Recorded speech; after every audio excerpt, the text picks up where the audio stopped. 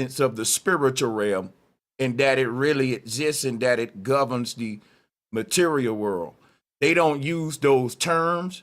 They may say the unseen world, right? Or they may even refer to this force, this other layer that is serving as like a ethereal medium for our creation. They may refer to that as dark matter. So we see that there are a lot of concepts in science that can be synced to ancestral understandings of creation, but they've been distorted to blend and fit the heliocentric globe earth model, because we know that the ancients were flat earthers, right? And we're going to talk a bit about that as well. The important thing about what I want to get you thinking about before we get too deep here, it's the foundation of how everyone see reality. And everyone is taught to start with a big bang, right? And the thing about science, it just say, boom, there was a big bang and then the universe was created and here we are trying to figure out, scratching our head, what happened. We trying to restudy the big bang and how we got here and what we are and all that. That is a lie. There wasn't a big bang that took place a couple of 100 million years ago and we just started here. And scientists will debate how long, because you got these young earth theories that are becoming popular today too. But that don't really matter to me. The when don't matter as much as the what and the why. And that's what I'm about to get into now. See, our earth wasn't just recently created from a big bang. Our earth is older than any theory of how our earth get here, including the big bang. Is the big bang a real concept? Yes, it is, but it's distorted to fit their model. What they're saying that our earth was just recently created from a big bang. It's the fact that there was a great war. There was a great war that was fought in a near distant past technological utopia. This part of history was written out. They didn't teach you this. They deleted these parts of history that show that in the near past, there were very advanced technological civilizations. And when the Greeks took over, they gave us the concept of a bunch of people like the Flintstones walking around, you know, with barefoot and chicken bones, right? Like we see today. And that was something that I embraced as, hey, we were natural people. Yeah, we was in the jungle. I've always embraced that as my identity. And I tried to say, why do they want to mock that? Because that's the natural way, right? But I didn't realize they were selling me an agenda and that my ancestors wasn't barefoot in the jungle like we've all been taught. I even taught that on the Jesse Lee Peterson show, which is a big show. I always rethink my concepts. And it just seemed natural to say, yeah, we all started off in the jungle, connected with nature. And yeah, we lived long with like Adam and Eve or whatever, a utopia.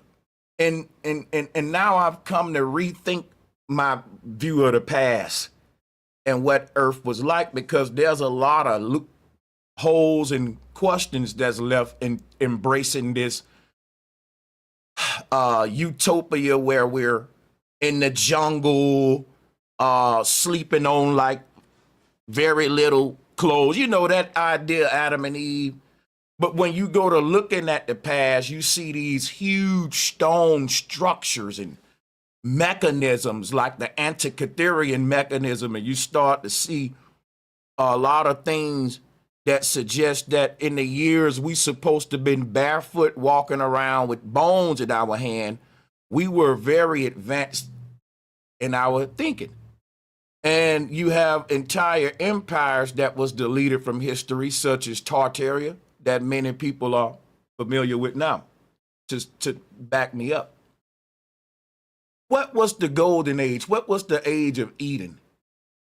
I like the biblical concept, all of the animals getting along with each other, and I believe that's true. I believe that predator versus prey is a new concept, and this is going to segue back to my whole point of starting off with this intro right now. Our universe didn't start from a recent Big Bang. It started from a recent explosion and big war that was fought on the earth. And everybody that you see on the earth right now may be a post-apocalyptic civilization. Now think about what I'm saying, right? Even when you read all of the religious texts, the religious teach that there was a earth before this earth that grew more fruit on the ground. The trees bore more vegetation. There were no deserts. It talked about even animals, right? That didn't hunt each other and all that. And we know predator versus prey didn't exist in these early settings of the earth. But I believe in these stories, they deleted a big part of history, which shows how we left this sort of pre-Adamic utopia, golden age, if you will. And this ain't that far back. It's like in the near past. I believe that this earth got very technological and that the technology led to a great war. And that after that, everything was reset and we had to rebuild afterward. Now, there's a lot of evidence for what I'm saying. We can find pictures in the near past where there was a very little people on the earth, and that it shows you these big megalithic structures in the background, but the people was riding on dirt roads, horseback, and they were getting diseases, throwing their sewage in the dirt road, and they were building wooden shacks. And they was just building these wooden shacks in the 1600s, especially in the Wild Wild West. You had lumberjack cultures, people who chopped down trees to build wooden buildings that were get mold and that would eventually decay quicker and all that. So we had a lot of wooden structures not so long ago. And you would think that we would be so technological, we would have had skyscrapers and that we would have traced a history of those skyscrapers back. Because here's what I'm telling you. Skyscrapers aren't new.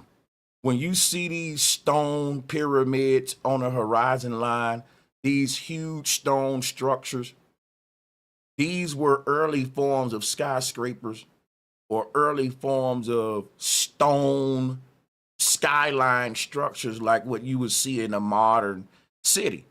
So a person that builds a stone pyramid don't go sleep in a little teepee. Does that make sense? Can you imagine a person that built this huge stone pyramid and carved these huge heads all over the place, sleeping in a teepee? So we got to rethink what we've been taught about the people who built these structures because it don't add up.